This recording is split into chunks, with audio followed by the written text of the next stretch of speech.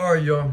My name is Sean, and I am making this YouTube channel as a way to track my trades. I am a day trader, and I'm trying to make it full-time in day trading by the end of the year. So, a little bit about me. I've had a lot of jobs over the last, 8 years or so, but I've always kind of just been attracted to day trading. You can make a lot of money very fast, and the concepts themselves, they don't really take that long to learn. So the things that you're going to see in my videos, it will take you maybe 6 months to learn all the concepts. But really the hardest part of day trading is the discipline. It's very hard not to go back in and revenge trade after your first one doesn't work out.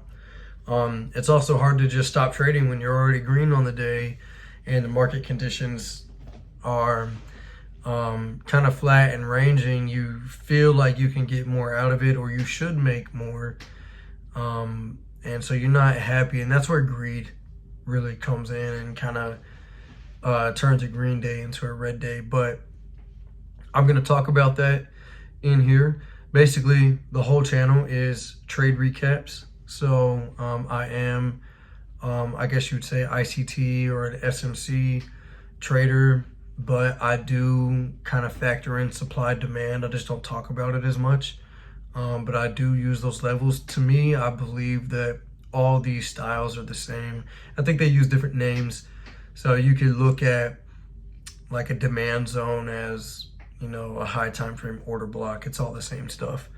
But I do think that the order block actually gives you more of a precise entry zone versus just saying, oh, this is a support area, we're going to bounce from here. But I think it makes a lot of sense to look at it as an order block, and know why big institutions are positioning in at that level. But again, this is going to be a channel for trade recaps.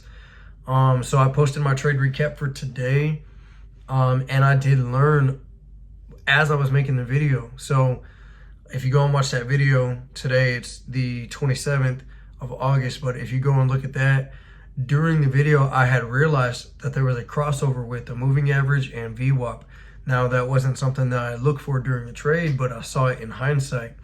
So now that could be something that I use moving forward. So I'm also learning from just making my own videos, and that is the whole point of journaling.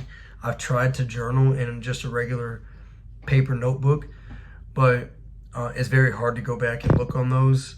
Having YouTube as my journal is awesome because I have visual representation. Plus, now it makes it to where I'm doing this and people are seeing it, so it's motivating me to be even more correct, because I don't want to put out a video every day saying, today, this is how much I lost X amount of dollars.